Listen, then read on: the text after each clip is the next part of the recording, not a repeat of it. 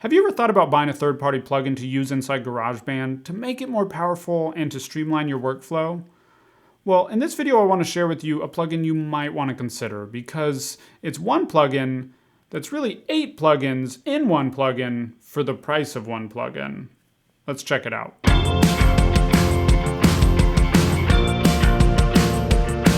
Welcome back to the Band Guide, where we use GarageBand to create professional sounding music. I'm your band guy, Colin, and if you want to make professional sounding music in GarageBand, you don't need a new plugin. I have to tell you that up top. You do not need a new plugin. GarageBand already has all the tools that you need to make professional sounding music inside of it for free.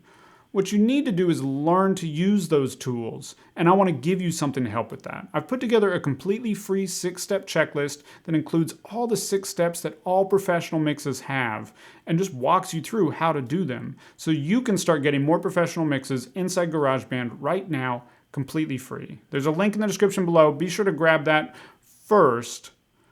But if you already have that and you're already feeling comfortable in GarageBand and you're already starting to make mixes that you feel sound really good, but you want to go a step further and you're feeling a little limited by GarageBand, but you don't want to upgrade to Logic or to a different DAW, then you should check out this plugin.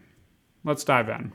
This is the Scheps Omni channel plugin by Waves, and this is a little bit different than a typical plugin because as opposed to having one plugin like a EQ plugin or a compressor, this is a channel strip plugin, meaning that it has multiple modules in one plugin. So in this case, it has a preamp section that has a little saturation built in. It has a gate or expander that you could use. It has not one, but 2 de-essers that you could use.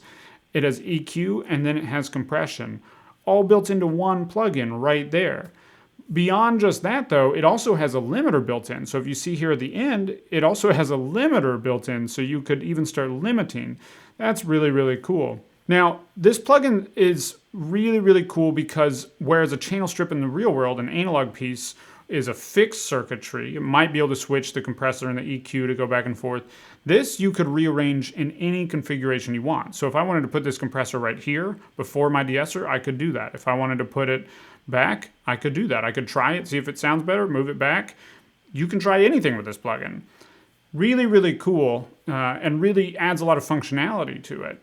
Now, let's run really quickly through what all this plugin has, and then I'll show you a couple examples on the vocals, on a kick drum, and on the master track really, really quickly. So first things first, this plugin in its default configuration has a preamp first. A preamp is just going to add a little bit of that analog sound, that sound that a lot of people feel like are missing in the digital world. The digital world is super clean and crystal clear. A little bit of saturation helps bring in a little character, a little bit of liveliness. This is a really great sounding saturation, and you can have it set to odd or even harmonics. Odd are going to be a little bit grittier sounding, even a little bit smoother, and heavy is going to have even and odd, and they're going to sound a little bit more intense. And you can scale it up, so you could have very, very little, just a little coloration, all the way up to 100% is going to be a little bit of distortion. And then it has filters. This is like your first part of an EQ, so you can do a high pass filter. This one's set to 159 kilohertz. 159 hertz. And then you could do a low pass filter, cutting out some of the high end frequencies. And these are just your settings for how intense they are. So a 6 is going to be really gradual, 18 is going to be really steep filter. And then thump, this is a little bit different than let's just say a low end boost on an EQ. This is a resonance boost. So this is interacting with this preamp here, so with the saturation. So it sounds really cool and a little bit different. And the cool thing is that it's either on or it's off. And you could, if you like it, you could scale it up. So you could put it on 2. If you like the way that sounds, go ahead and put it on 4. See if that sounds better. And if it doesn't, go back to 2. And if you decide you don't like it at all, just turn it off. You just know it's a quick decision, but it can help you find things that sound better in your mix. So you just try really quickly. Quick decisions help you mix better, in my opinion. Then it goes into a gate or an expander. A gate and an expander are very, very similar. They just reduce or expand the dynamic range, right? So a gate is going to be a bit more extreme, and then an expander is a little bit more natural. A gate here you could use on kick drums, snare drums, things like that. In this case, we're using it on a vocal to just cut a little bit of bleed out that I missed when I was trimming silence. I'll show you that again in a second. And then it has a de-esser, and a de-esser is kind of somewhere between EQ and compression. Basically, a de-esser is helping tame sibilance in its purest form. And so S's are often really, really harsh. They're really a little bit louder than other parts of a word. And so a de-esser helps you just tame that frequency. This de-esser is a little more advanced than the de-esser that comes in GarageBand and gives you a little bit more functionality. So the way a de-esser works is you set a frequency where you're hearing the sound, and then you set a threshold, and anytime that source has that sound at that frequency that exceeds this threshold, this line, then it will turn it down. And it can either turn it down, in this case, in 4 different ways. So it could be the entire high shelf of an EQ, the whole thing just turns down really quickly anytime you get that S sound, for example. Or it could be a really small filter just around that S. Or it could be wider if it's a wide S sound, a lot of frequencies. Or if you wanted to do low end, you can start to use this de-esser for other things too. This frequency range can go from 20 hertz all the way up to 20,000 hertz. So it allows you to really do anything. So if you have some low mid stuff on your acoustic guitar or bass guitar that sounds a little bit weird, you could tame that with this de-esser just when it gets weird, as opposed to always having it tamed with your EQ. If you have a lot of pick noise from your guitar, you could just turn down where that pick is, and only when that pick is strumming, when it's really hitting, so quickly dip down, and you could still have the brightness that you want out of that guitar. Really, really cool. And the amazing thing is they give you 2 back to back, and you can have both on, or just have one on, or have none on. So I can turn off both of them really quickly right here. Really, really cool. Then it goes into an EQ. This is a 4-band EQ, so you have 4 different parameters that you can adjust. They can be either filters. There's a wide filter, a narrow filter, or a parametric filter, where you get to determine how wide or narrow it is with the Q. And then you could have a regular shelf, or you could have what's called a resonance shelf, which is just more extreme. You could try it out. You could set it where you like the sound of it and just try that filter and see if you like that better. And then same thing down here with the low end. And then this is what makes this plugin worth its weight in gold. This is what makes it kind of an improvement over what's already in GarageBand, and that's the compressor section. So the compressor is easily the most limiting part inside GarageBand, in my opinion, for a few reasons. The number one reason is that it doesn't have a gain reduction meter. This meter right here, you'll see it flash down in numbers anytime gain reduction is happening. Now, GarageBand has this on if you're working on an audio source. It sometimes has it on, not always. Can't guarantee it's going to be there. I don't even really understand when and when it's not there.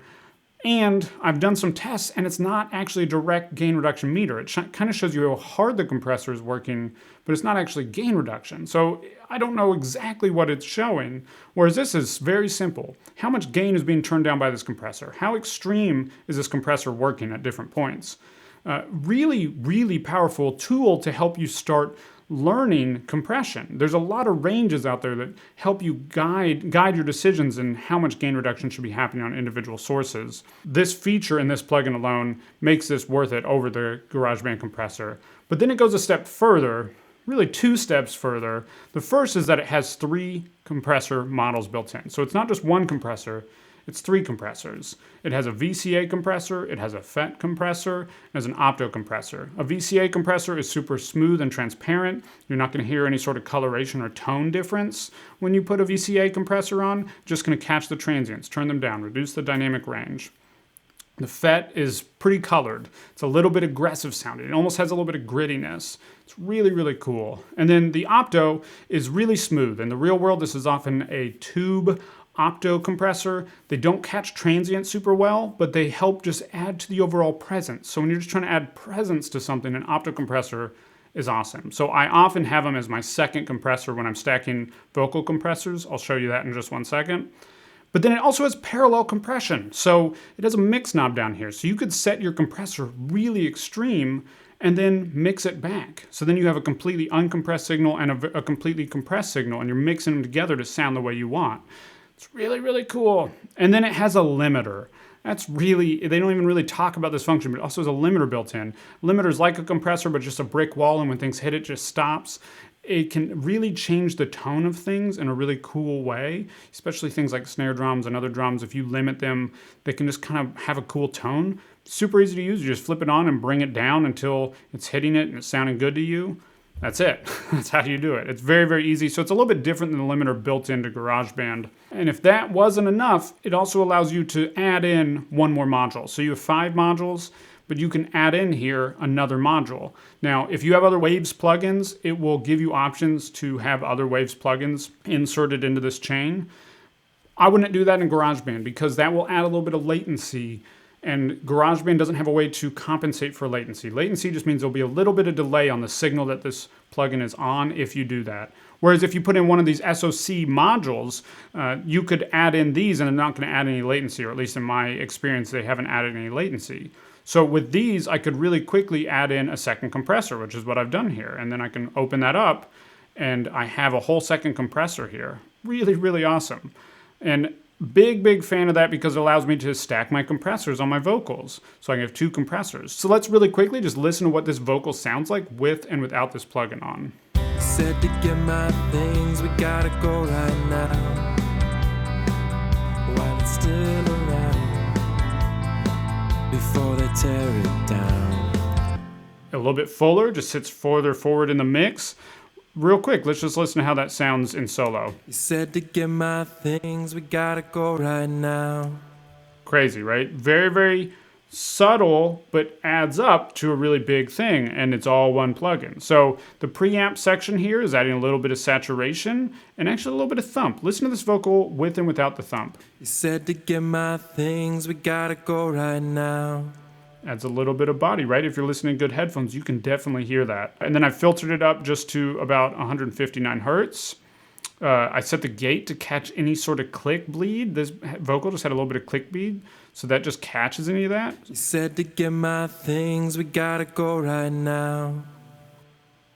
Whereas with You it, said to get my things, we gotta go right now. and again, it's set to an expander, so it's a little more natural sounding than a gate, but similar function. And I've just set it to turn down about 50 decibels anytime he's not singing. And then we have a de-esser just catching an S on here. So if I hold control and hold on this section here, it will solo just that frequency that it's listening to. You said to get Really good way to just quickly figure out if you're getting what you think you're getting. And then you could do that same thing here on this EQ. So this EQ, I just notched out a little bit of mid-range stuff. Let's listen to just this one mid-range band. You said to get my things, we gotta go right now. So if you want to just make sure you're getting what you want to with that EQ, great way to check or see if it's what you think you're hearing before you boost or cut it. And then we have the compressors. So here I have a VCA compressor on. The mix is set at 100%. And I'm just going for about 3 decibels gain reduction. So just a little bit of gain reduction. Said to get my things, we gotta go right now. And that's going to bring down the peaks of the waveform to be closer to the body so that everything is a little bit more similar in volume. And then I added another instance of this, and that's a opto compressor, and I set it really aggressively. So look how aggressive it is, and I'll go ahead and turn the mix all the way up. You said to get my things, we gotta go right now. So it's not crazy aggressive, but it's always at about 3 and kind of peaking up to 6. This is that slower compressor that I like to do after my fast compressor to really bring out the body and vocals. And then I mix it back down to about 50 mix volume. So I mix it actually all the way down to 0 and then I bring it up. So listen to that. You said to get my things, we gotta go right now. See, it just brings in a little bit more body in his vocals. It's crazy. One plugin. And then the only other thing I did was just turn down the volume till it matched the input and output, so it's about the same volume. You said to get my things, we gotta go right now. It's crazy. It sounds a little bit louder, but it's more just that it has more presence now. Really crazy. One plugin. Okay, we're going to go up to a kick drum really quickly.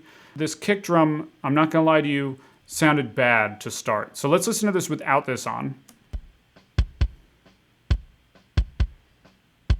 I mean, it's just not a great recording. It's not my best recording. So let's listen to it with this plugin on.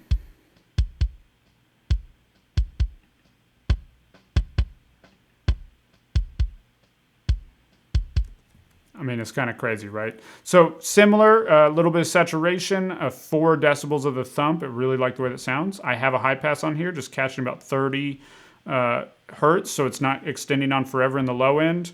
A little bit of EQ, doing a big cut. Listen to this. This is a great way to just hear what you're cutting. I did not want that, so I cut that out. If I take that one filter off,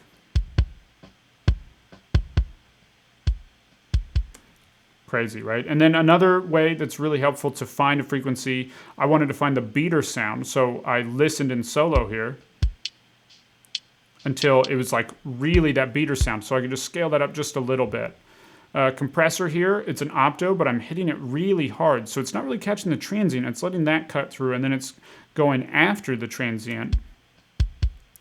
And then I mixed it in to about 75%. So without that, so that just makes it a little punchier. And then I have a gate, again, set as an expander here to just increase the dynamic range, eliminate a little bit of that bleed, but that's not really a problem.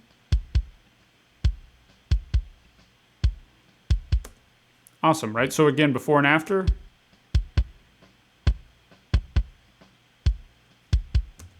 I mean, one plugin, game-changing difference with that kick drum. And then we're gonna jump up to one last thing here on the master track. I've thrown it on, and just without this plugin and with this plugin. Said to get my things, we gotta go right now. While it's still around, before they tear it down. Pretty insane, right? Now, I'm clearly doing a few things here, similar to other things I've been doing, but the number one thing is really the saturation. And saturation on this area of the mix can really add a lot to it. So, said to get my things, we gotta go right now. Without and with it, it's a huge difference. Listen to specifically focus on the low end and the low mids of this mix, kind of where the body of this mix is. And notice how when I turn the saturation off, it just kind of loses all of that body. Said to get my things, we gotta go right now. Insane. Now there's other saturation plugins that you can get, IGIV, from Klanghelm. Great free saturation plugin. I've talked about it here on the channel before. Really, really cool.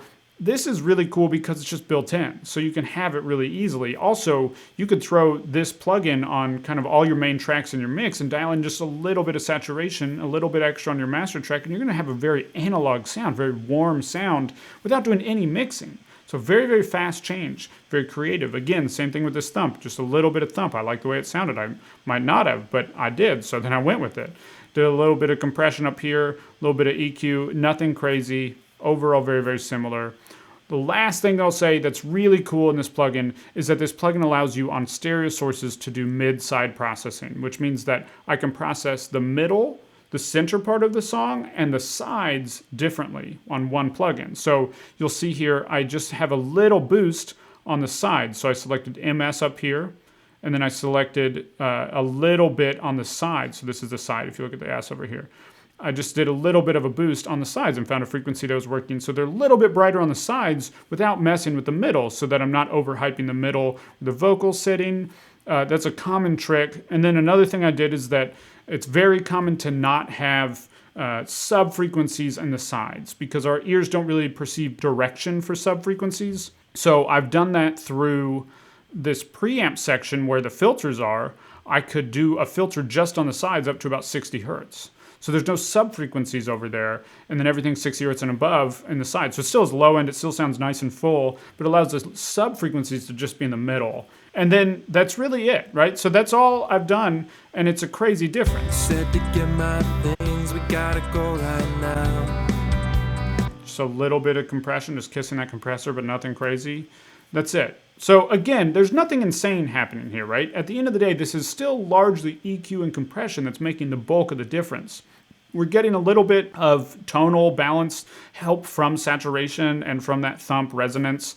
But overall, this isn't going to be a game changer. If your mix doesn't sound good yet, then you need to focus on the tools that are already inside GarageBand. Don't go out and buy this plugin to get these features because these features are really, really specific. Once you know the tools inside GarageBand that are free, then you'll be able to use this plugin to help you level it up another level. So if you already feel like you're getting a really good mix in GarageBand, but you just want to level it up, this is a really good way to do that if you already feel really confident with your mixing. But if you don't, and you don't know exactly where to go and what to do, grab that 6-step checklist to a pro mix in GarageBand. It's completely free. So this plugin right now is about 40 bucks at the time that I'm filming this video. This retails for 150. Waves is great about sales.